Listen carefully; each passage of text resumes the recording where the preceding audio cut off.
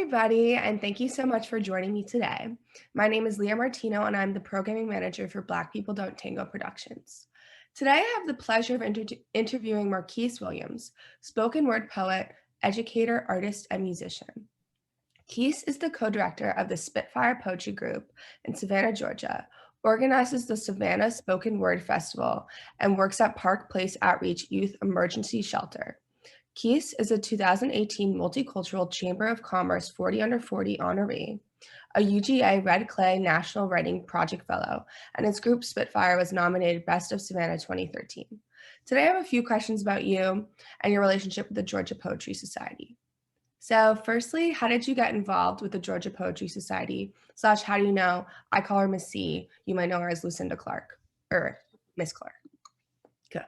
Yeah, so that's actually how I was able to get involved with Georgia Poetry Society was through Miss Lucinda. I had always heard of the Georgia Poetry Society, but never was able to make those connections. And Miss Lucinda reached out to me, and we were able to have a long conversation. We were talking about the history of spoken word in Augusta, as well as the history of spoken word in Savannah and everything as well too. And we started to realize that our scenes were a lot more connected than what we expected. So from there, it's pretty much just been on the up. We've been kind of staying in communication with each other and keeping each other abreast to what's going on in our scenes and ways that both of our scenes can support each other. Oh, that's so nice. I know you're doing a little program for the quarterly meeting, I think in late October. Can you tell us a little bit about that, or is that a secret? Nah, it's not a secret. I'm really excited for this. I want to say it's at the Augusta Literary Center, Mhm. where I'll be doing a presentation. I'll be doing a actual performance of my spoken word. So if you would like to catch, a live performance of my spoken word poetry, you can do that. But then I'll also be teaching a workshop as well too. So something I love doing is working with artists of all ages. So not just kids. I've had the opportunity to work all around Georgia with some amazing artists, literary artists, singer-songwriters, so on and so on. But yeah, it's really just going to create a space to where everybody can get up and tell their story, as well as finding ways for all of us to connect, even though we might not really know each other.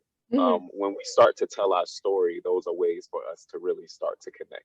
Well, yeah, that's really the power of poetry, and that's such a beautiful craft that you've mastered. And I know you're kind of talking about spoken word with Miss C. I have a question about that. Okay. What do you believe the key differences between written poetry and spoken word are, and why did you gravitate towards spoken word? Yeah. So I really believe that spoken word poetry, and even in the way that I run my workshops and different things like that, I combine a lot of theater with Mhm. spoken word poetry, because spoken word poetry is literally bringing the words to life. Mm. You're breathing life into this paper, or into this performance, into this piece, into this story. So whereas you're reading it on text, yes, you breathe life into it via text, and it's written, and the person has to read it. But when they're reading it, they don't necessarily have those same just little things that we do, nuances that we do with our Yeah. voices, Mhm. the tone, and when we say things. So it's like, I might say that I'm happy in this, but I can say that I'm happy in a sad tone, and that adds a whole nother layer to the piece. Mhm. So with spoken word poetry, to me, I feel that you can get more into character, and you can be more playful with the piece, and be more creative with the piece, because you're literally, I tell a lot of the people that I work with, that your pieces are characters in themselves. Your pieces are alive. So when you get up on that stage, how would that piece dress?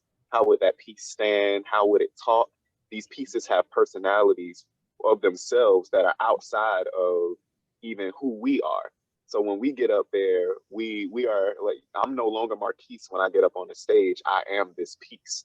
Yeah. So that's the biggest difference between spoken word poetry and then text poetry. Because text poetry, it gives it to the reader.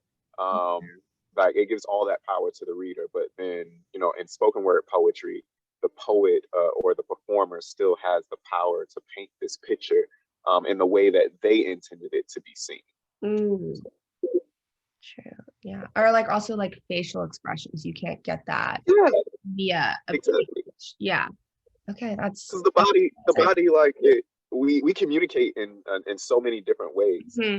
So through spoken word poetry, you're right. It's not just the words that are telling the story. It's the body language. It's the facial expressions. It's the tone of the voice, the way we move our hands, the way we scrunch up our face, like all of these things. Whether our voice gets high pitched right here, or all of those things. So you really start to layer and break down what is communication and how can I tell this story in the most efficient way. Truly. That's such a great explanation. And I think we kind of already like jumped into the nitty-gritty of it, but just before we get more into that, how did you start writing and how did it grow into like your passion/profession? Yeah.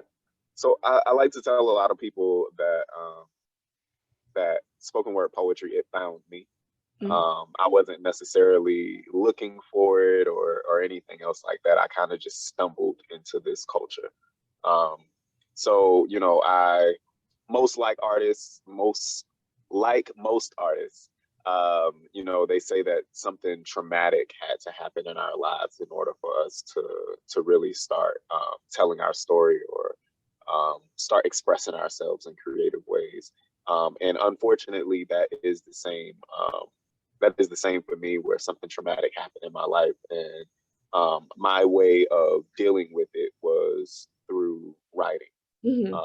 At the time, I didn't necessarily call it spoken word poetry. I was just writing. And then I met a man by the name of Clinton D. Powell, who was actually a theater director, playwright, and he was a spoken word artist as well too. So I sat in his class, and he began to like talk about different ways of expressing yourself and really just telling stories. And he got up there and he did, like, it was one of the very first spoken word pieces I had ever heard. And I was just like, hey, like, it almost sounds like rap, but it's not quite rap. And it's almost like theater, but it's not quite theater. It's like theater and rap coming together. So I started to experiment with it and really play with it.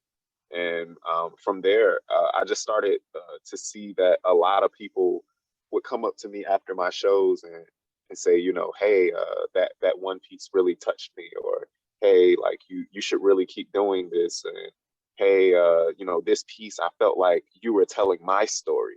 And like hearing things like that, that's when it really started to settle in and was just like, hey, like, I've been kind of doing this for fun, but people are really gravitating to what I'm saying, and what I'm saying seems to really be changing people's lives. So why not take this serious? And I've been taking it serious ever since. And just all of these amazing doors have been opening for me. And I've been meeting so many amazing people as well too. So that's why I say, I tell everybody that this life literally chose me. If anything, I did everything in my power to try and go against it. And it was just like, nope, here, you're really good at this thing. Take it, carry this. So yeah. Well, if you know you have a passion, you have to do it. You can't just let go. Yeah. And then I was doing some research on you, obviously, before the interview. And I know you're in Spitfire. And I saw Spitfire's mantra is, if you must speak, always Spitfire. What does that mean to you? So Spitfire Poetry Group was started by two men, which is Clinton D. Powell and Ralph Renaissance Dillard. And they are the ones who coined the "If You Must Speak" Spitfire. Yeah. And this is what like I was raised because I was in Spitfire poetry group since I was a younger kid. Mhm, When Spitfire was going into the schools and different things mhm. like that. So to me, when they were saying, if you must spit, always spit fire. Like if you're going to tell your truth, always tell your whole truth Yeah. unapologetically. Mhm. Um, and sometimes in those moments, people are going to get burned. Yeah. People are going to be forced to look at themselves. They're going to be forced to face the fire. Yeah. And in today's society, we don't get a lot of that. Of holding accountability, being held accountable, Mhm. but also being able to take our story and find these powerful ways of just reimagining them. Because fire in as an element, it transforms. Yeah. So it's like, yes, it might turn something to ashes, but they do control burn downs of forests, so that way the forest can regrow. It's the same thing with our spirits. Sometimes we're going through so much in our lives that we need to do a control burn down of like everything that's in our life, so that way the things that really truly need to grow can grow. So that's like Spitfire is all of those things. Spitfire, the fire inside of you, it's the passion. So you're spitting your passions. Mhm. The fire is this element of transformation. So you're spitting hopes of transformation or showing how you transform. So your fire is that metaphor for your story and for who Yeah. you are. So if you're going to spit fire, or if you're going to speak, or if you're going to spit, always spit fire. Yeah. Spit your truth, Yeah. wholehearted, and honest. Yeah. And sorry if I be rambling too. Oh, Like, oh my gosh, that was the most beautiful metaphoric explanation ever. You were really going into like how ashes are like the most true, the most. I remember my sister did an art project about this. I'm trying to remember what ashes.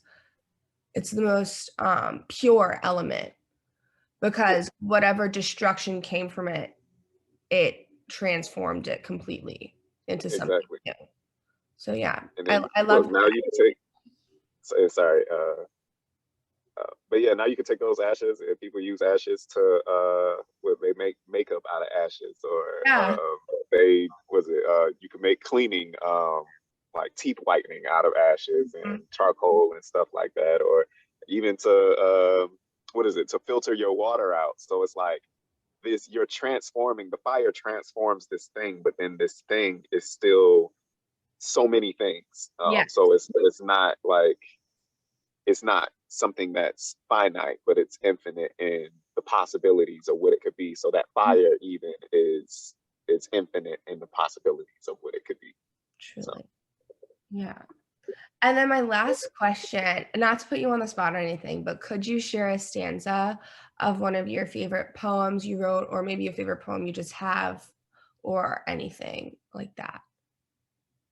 sure. And I might go off camera just for a sec, only because I'm Okay, trying to that's pull totally up. fine. I have this piece that is it's called Love Language. Mhm. And it's a piece about my granddad. But then more than that, it's a piece because I love doing historical pieces. But Mhm. oftentimes we don't look at our own stories as being a part of history. So like being able to capture our family history because our grandparents aren't going to be here forever, and somebody's going to have to retell those stories. Mhm. Um, and we learn about ourselves in telling those stories as well too. So I wrote a poem about that as far as like things that I learned from my granddaddy and from my grandma. Um, this is kind of towards the end of the piece. Um, sorry, I'm Oh, scrolling don't worry through. about it. Don't worry about it.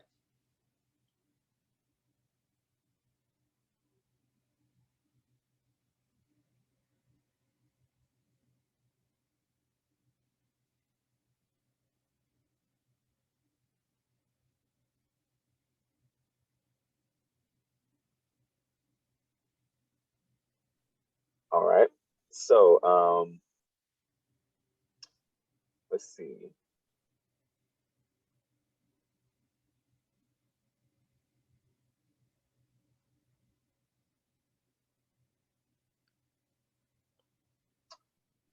Trying to figure out the best part to do. I'm sorry. Don't worry about it.